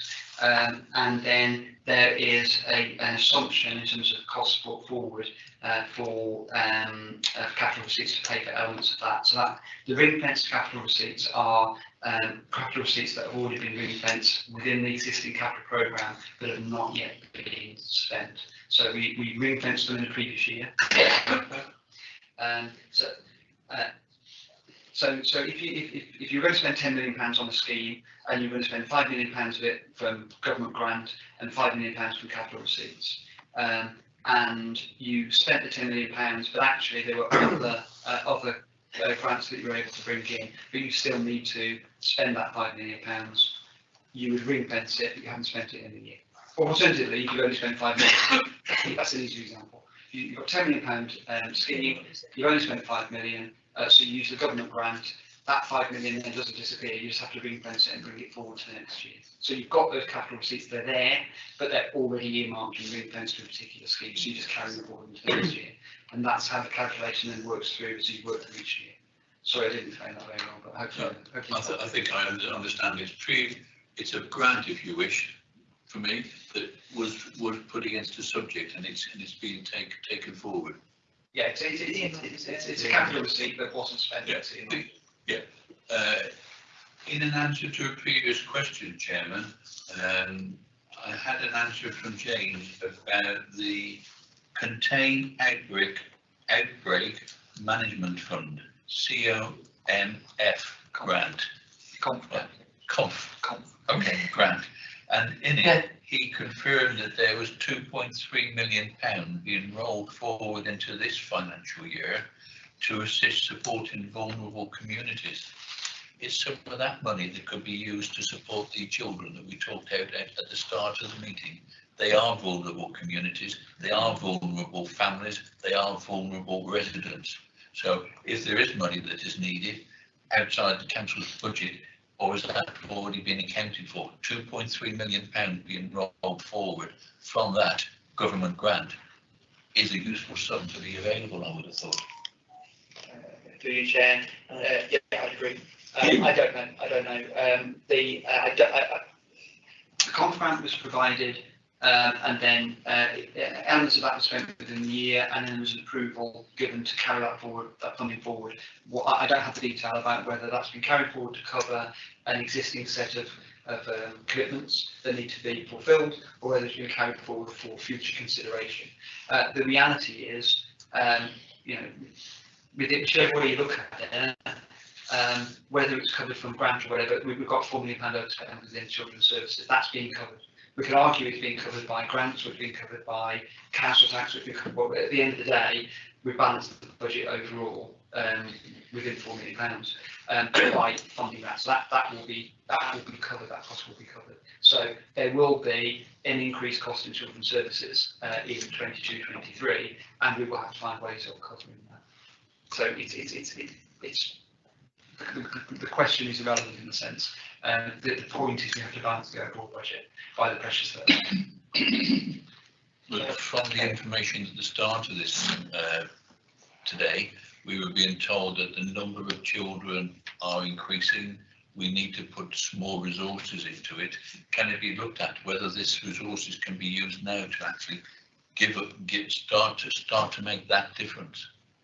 For you, Chair, I mean, absolutely, that's kind of the point I'm trying to make. So whatever resources are available, we will project our costs forward. So here are the costs for all of our services going forward. We'll give us a figure at the end of the year, and then we'll look at the funding that's available. So what we can't do is say, right, well, there's £2.3 million worth of contract there, what should we go and spend it on? It will be against existing pressures because we're already projecting those to be, we will be projecting those to be over, I'm sure, of it by 2023. Through you, Chairman, I think the members here are saying that that is urgent. That needs doing now. Whatever the costs are going to be, and this is a useful sum of money. If there is still some left, then we should be using it to assist the vulnerable families. Yeah, I think we were, sorry, Chair, I think we might be talking at cross purposes, but the point I'm making is that in terms of the process that is involved within children's services, they will be looking to admit, or whatever the correct word is, children into the service and covering that. So we are not putting the children or adults in danger because we are managing that system appropriately. There will be a cost associated with that, and we project what that cost is. If, as part of this, we say the cost of children that we are projecting over the year is going to be £2.3 million more, and we earmark that 2.3 of complement to it, that's fine. The point is that we are, whether we do that or not, we are not going to be not admitting those children. We're going to be delivering the service regardless. Chairman, we heard at the start of the meeting some of my fellow councillors saying that the waiting lists to get help are not improving. That waiting list is now, so there is extra resources that is wanted. If there is money available here, it should be diverted into that because we need to do something urgently to try and address that problem, which is now. So all I say, Roger, is we are sending this to the People's Scrutiny Committee where you can look at it there. And obviously, we're the Performance Management Committee, we don't decide budgets. So you will have to raise this at Cabinet, I suggest. I hear what you're saying, Roger, but we're not in a position, I think, we're not in a position to fully understand all the circumstances within the children's budget. That's the one thing. And the second thing is we don't have the power to do it. So you can ask Cabinet and we can go to People's Scrutiny. I think I've made the point for James, and I'm sure that James will take it forward as well, and the thoughts of other members. Right, okay, so Julia. I just think that you should make that a formal recommendation, Councillor Evans, that we request that Cabinet explore using that grant specifically to help people recover from COVID to enable those children on the waiting list, so currently not receiving support, to be assisted. Okay, so I think we can certainly ask Cabinet to look at the look at this £2.4 million grant in relation to children's services. But I don't know what you do for a living, but I think we need to be a bit careful because we need to ask them to spend it but we can't dictate exactly how they do it. We need to ask the question. That's what you're saying. I'm saying that we commission TNBSS to assist children who need support. I know, well that's and we have a waiting list because we're not commissioning enough places. So the budget is too short. So what I'm saying is have identified a budget, and this group today will share their views that we need to support those people. So I think that Councillor Evans should turn his views into a formal proposal. Okay, Cabinet, but not. But I don't. We can't. I think it's wrong to be totally specific. Councillor Mosley was talking to us about the looked after children and the interventions that are needed, and I have some sympathy with that. So, you know, and you're all talking about TMBS. So what I'm saying is this needs to be looked at by the People Insurance Services for them to make the valued decision about whether it goes to what Alan suggested or whether it goes to what you suggest. I don't think we're in a position to tell them how to spend their money. We are in a position to We can identify ask, a specific grant for them. we can certainly ask the question about using this particular grant within the children's directorate, and that's as far as I think we should go. Yeah, I agree. We can't instruct Cabinet. No, we can ask absolutely them, not. and the sum of money there is over £1 million anyway. Yeah. But we can actually request Cabinet to investigate and to take this money forward and address some of the concerns that have been expressed today at this meeting. We can certainly ask them to have a look at the £2.4 million in relation to children's services. I think if committee agree, and I think that's broad enough for them, for them to decide which particular area is best to help. I don't have a problem with that. Is that okay? Is everyone happy? Oh, David. Yeah, are we moving on there? Sorry, are we moving on? Well, yeah, no, I was just going to see if everyone agreed. Yeah, I agree. You know, and then we'll come back and do a bit more, but is there consensus for that kind of approach, yeah? So what other questions did you want to ask about the financial monitoring, David? Yeah, just looking at just a quick look at questions for James really on the page 34 of the report, I think it is, looking at place capital.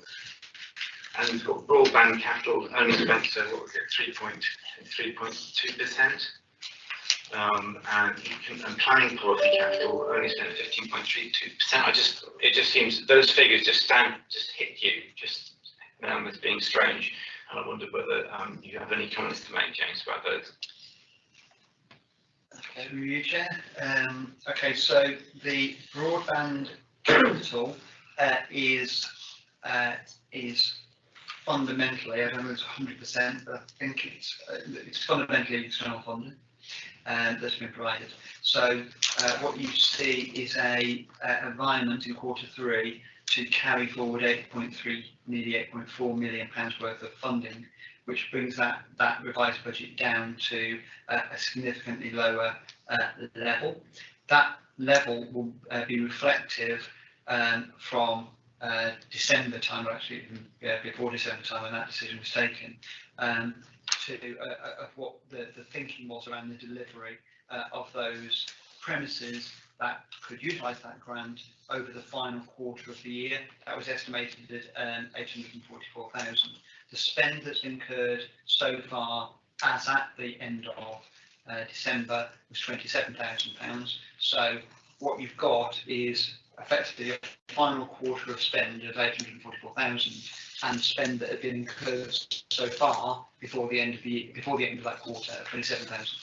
So the question, and this is a genuine question, so I don't know the answer to this. The question is how much of the 817,000 that has not been spent in Q4, so between January and March, has actually been spent in January and March, and we'll know that at the outturn position.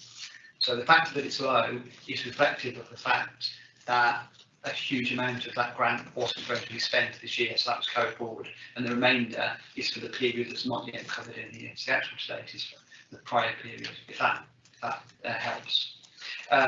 In terms of the planning policy capital, I don't know the details of that one. Looking at it, again, a huge amount has been carried forward, £3 million. Again, we're looking at 184,000 spent in the first year and a budget of about £1 million over the final quarter. So that would suggest 700,000 being spent on a monthly basis. I don't know the answer, but we can certainly have a look at it and get you a full answer if that's requested. Great, thank you. Yeah, you happy with that, Dave? Have you got any more questions? No. Okay, thank you very much indeed, James. You can relax now. Yeah, rest your voice. So item number 12 is the work programme. So perhaps pass over to Daniel. Thank you, Chair. Very little on there at the moment, so I'll be guided by you at the moment. There's only one substantial item around contract management and procurement, which I'm happy to pursue for your meeting in June. If I can just step back as well as regards to the earlier comments about recommendations to Cabinet, I've just been given a bit of thought about how that might manifest, and to me it strikes me that the appropriate way to do that would be through you, Claire, actually. Yeah, can I go and talk to Cabinet and recommendations from Scrutiny? Absolutely. So I'll draft a very short factual report, just essentially minuting what's happened here, and in time for Claire to present that to Scrutiny. But other than that, other than the only other item on there is the final report from the Financial Strategy Task and Finish Group, which I held off from this meeting because, well, it was 12 items agenda, and a fresh terms of reference for a new Task and Finish Group. So we were able to refresh that to track the green paper mentioned earlier and the schedule for financial budget setting and capital strategy going forward. Well, yeah, I know Julie wants to say something, but I do think the Shropshire plan with Tom is quite important. Whether he's ready to come to the next meeting, but from discussions that have been going on today, I think it's quite important, as well as the member groups, that as a committee we have updates and input. Absolutely. I noticed as well that that's on the forward plan now to be approved by council in December. So yeah, I think there's quite a bit of time to contribute to that as it goes forward. Obviously, the high level strategies in place now, but as you know, there's an awful lot that sits underneath that now in terms of performance management, financial strategy, service plans, service strategies, and so forth. So I think it would be very useful for this committee to keep track on that. I think it would also be useful for those of you who are chairs of other committees to start bringing to mind actually how that might have an impact on your own work programmes going forward as well. So I think that would be incredibly useful. Yeah, well, and I think it's important, and it will be a very useful tool for the councillors because it's actually somewhere we can go to get live information. Julia. I was going to raise the same thing because I do recall an earlier discussion where we looked at the very start of this around indicators, and what I would really like is that we have another sort of workshop session where this committee feels that they can contribute around the chosen indicators. You know, once those measures are in place, we are stuck with them, whether they're useful or not. And I think the more that members can help shape which KPIs, which indicators are reported on, the better. And a fuller discussion. I don't just want an update on what everything else has done. I want members to be able to say, well, is that really telling the full picture? We talked about rural proofing, some of those indicators, and thinking about unit costs, so that they actually tell the full story. So yeah, I don't have a problem with that, right, Roger? Yeah. Only a question, Chairman.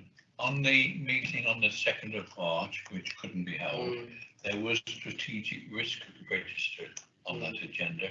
I don't know how important it is. Does it still need to be carried forward? And I don't know why it was there or whatever, and I'll confess my ignorance, but does that need to be included sometime in the future? Yeah. No, that's very good. So I think I placed that on there last year, just as there was an earlier conversation around how we set our work programme and information that we use.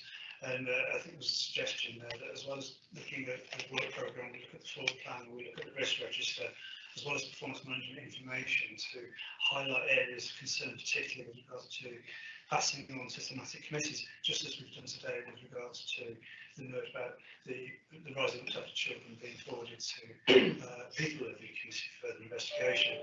So there's no particular urgency to that. I'll be honest, it's mostly driven by the request for a broader suite of information to come into this committee.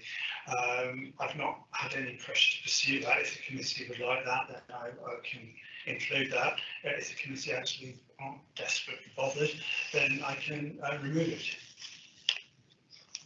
What's everyone think? Should we push it back a bit and concentrate on the Shropshire plan? I think that would make sense. Yeah. In fact, Robert. I just said so, because I think that's probably part of the conversation about what indicators we want and so on. Yeah. If we want to build in indicators around risk, and that's the conversation, then that'd be when we want the detailed piece of work on it. Yeah, and I'm very keen on it because, as I said earlier, I think our priorities are different than the office's priorities. So I think it's important we have input so that we can, we have the information to hand that better suits our residents. Okay, are you happy with that? I am. Right, thank you very much indeed. Is there the only other thing is, Ashley, Councillor Mosley was here for pretty much for the whole meeting, so if you can put that in the records. Okay, thank you. Okay, thank you very much indeed, and I will see you all probably at full council next week. Yeah. Right. Okay, thank you. Bye. And don't forget the planning training's on at 5.